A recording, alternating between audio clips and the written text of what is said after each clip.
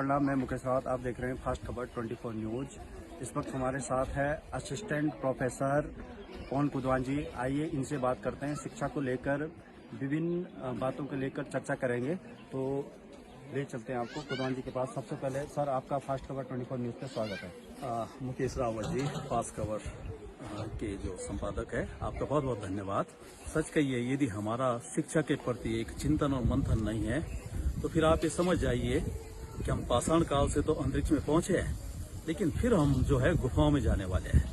बहुत जरूरी है, जितने भी युवा या नए बच्चे मुझे सुन रहे हैं, शिक्षा के प्रति हमारा, क्योंकि शिक्षा का मतलब आप समझ रहे हैं, उसमें एक व्यापक चिंतन होता है, उसमें एक सामाजिक प्राणी कैसा होता है, उसमें एक शिक्षाविद की क्या भूमिका होती है, उसमें राष्ट्र निर्माण कैसा होता है और विश्व दुनिया और विश्व समुदाय कैसा बनता है, ये सब शिक्षा के मौलिक गुण है। यदि आप निश्चित रूप से शिक्षा के प्रति समर्पित है, शिक्षा को यदि आपने आत्मसात कर लिया, तो ये समझ जाइए आप कि आपने दुनिया को बहुत खूबसूरत बना लिया। बहुत जरूरी है जो नई पीढ़ी हमारी। एक चीज और जरूर कहना चाहूंगा मैं कि शिक्षा को केवल आप तथ्यात्मक न ले, शिक्षा को विश्लेषणात्मक और व्यवहारिक बनाइए। शिक्षा केवल क्लासरूम टीचिंग नहीं है, बल्कि वो देश, समाज और दुनिया को जोड़ने वाली एक प्रक्रिया है। यदि हमारा चिंतन इस प्रकार का होता है तो निश्चित रूप से हम फिर एक क्षेत्र विशेष के नहीं, एक राज्य विशेष के नहीं, बल्कि फिर हम दुनिया के खूबसूरत चेहरे हो जाते हैं। जैसे हम जानते हैं, जिन लोगों ने शिक्षा में बहुत बड़ा काम किया, वो आज दुनिया के एक आभूषण है। सर, मैं एक चीज़ और जानना चाहूँगा, जैसे कि आज के आदर्श की आपने अभी जिक्र किया, आदर्श बहुत कम बच्चों में देखने को मिलता है। ऐसा क्यों, क्या रीजन है इस चीज़ का? मुझे लग रहा है एक तो जो हमारी जल्दीबाजी में जो है ना, एक विकास की ओर जो हम उन्मुख है, क्योंकि बहुत जल्दी जो विकास जो होता है, त्वरित विकास, वो बहुत स्थायी नहीं होता है। हम सतत विकास करें। फिर कह रहा हूं मैं आपको, आपने तथ्यात्मक बहुत ज्यादा ज्ञान प्राप्त कर लिया, लेकिन आपको उसका व्यवहारिक पक्ष नहीं है, तो आप असफल होंगे। शिक्षा के साथ इथिक्स का मतलब आचार शास्त्र, वो बहुत जरूरी होना चाहिए। आप क्लास के टॉपर है, लेकिन एक 80 साल का बूढ़ा आपके सामने बड़े बोझ लिए हुए रास्ते में जा रहा है, आपको लग रहा है कि वास्तव में बहुत बुरा व्यक्ति है, और उसका यदि आप बोझ थोड़ी सी कुछ समय के लिए आप अपने कंधों में नहीं उठा पा रहे हैं, तो इसका मतलब आप क्लास टॉपर तो है, लेकिन आप देश, दुनिया और समाज के टॉपर नहीं है। वहां पर यदि क्लास का आखिरी पंक्ति का बच्चा जाके उस बूढ़े व्यक्ति का बोझ उठा देता है, वो टॉपर है। और इस समय समाज, राष्ट्र और दुनिया को ऐसे ही विद्यार्थी चाहिए। वो कहां से आएगा? जब आपका खुला दृष्टिकोण होगा। मैं बार बार कहता हूं कि क्लास टीचिंग अपने में एक वन ऑफ द, जिसे कहते हैं कि बहुत महत्वपूर्ण है, लेकिन उसका व्यवहारिक पक्ष आपको समाज में देखना पड़ेगा, लोगों में देखना पड़ेगा। इसके लिए एक और चीज कहूंगा मैं, हमारा शिक्षण भी, जो शिक्षक है, उनका भी बहुत ज्यादा ब्रॉड मेंटेलिटी के साथ होना चाहिए। वो चीजों को जो है भारी दुनिया से जोड़े, फिर शिक्षा फलीभूत होगी। क्योंकि अंततः शिक्षा किसके लिए है?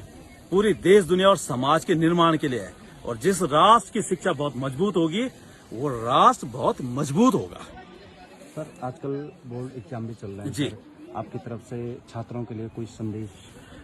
बहुत सुंदर प्रश्न किया रावत जी आपने। प्यारे बच्चों, परीक्षा जीवन पर्यंत चलने वाली एक प्रक्रिया है। इसे कभी भी आप केवल एक बोर्ड एग्जाम को लेके ना इतना ज्यादा, बहुत ज्यादा केंद्रित ना करें। ये मान लीजिए कि हमारे जीवन भर चलने वाली है। बस इतना कहूंगा मैं, खूब पढ़िए, खुली मानसिकता से पढ़िए, और कभी भी दबाव में मत रहिए। आपके उत्तर आते हैं, उनको कहीं ना कहीं कई बार ये होता है कि हम टू द पॉइंट नहीं होते हैं, लेकिन जो हमारे एग्जामिनर होते हैं, आप नियर टू द पॉइंट जाते हैं, नियर टू द आंसर जाते हैं, वो फिर भी अच्छे आपको नंबर देते हैं। बिल्कुल भी परीक्षा बोझिल न हो और दबाव में न हो, क्योंकि जो भी विकास होता है वो हमेशा बिना दबाव के होता है। बिल्कुल भी प्रेशर में नहीं रहना चाहिए। एक और चीज कहूंगा मैं आपको, आप मौलिक उत्तर लिखिए। मौलिक उत्तर का मतलब कि आपकी लेखन शैली बहुत अच्छी हो, और वो लेखन शैली ऐसी हो कि वो आपकी, मैं तो ये कहता हूं कि आपके उत्तर ऐसे हो कि वो किसी किताब में न मिले। हमारे जो एग्जामिनर होते हैं, वो लोग इस चीज को जानते हैं, और इनमें बहुत अच्छे नंबर भी मिलते हैं। और ये नंबर केवल बोर्ड तक के लिए नहीं होते हैं। कल आप जब अखिल भारतीय सेवाओं की परीक्षा देंगे, जब आप आईएएस के मेंस एग्जाम में बैठेंगे या प्रांतीय सिविल सेवा की परीक्षा के लिखित परीक्षा में बैठेंगे, वहां पर आपका मौलिक लेखन जो है बहुत प्रभावी माना जाता है, और वही आपका सिलेक्शन का आधार होता है। तो इस तरीके का चिंतन जरूर रखिए, खूब पढ़िए, लेकिन उसका थोड़ी व्यापक रूप से जो उसको व्यवहारिक पक्ष को लीजिए, फिर उससे शिक्षा का सही मतलब यही है कि जब आप उसकी व्यापकता को समझ सके। आपका लिमिटेशंस वाला नॉलेज आपको शॉर्ट पीरियड की पहचान देगा, लेकिन अनलिमिटेड विजन जो है आपको दुनिया तक पहुंचाएगा। तो बहुत बहुत धन्यवाद सर आपका। बहुत बहुत धन्यवाद रावत जी, आपने मुझे ये मौका दिया। Thank you. तो ये थे हमारे साथ आदरणीय कुदवान जी, जिनके द्वारा अभी आप लोगों को शिक्षा के प्रति विस्तार से बताया गया। अपने कैमरा पर्सन प्रांजल रावत के साथ मैं मुकेश रावत, फास्ट खबर 24 न्यूज़ 30।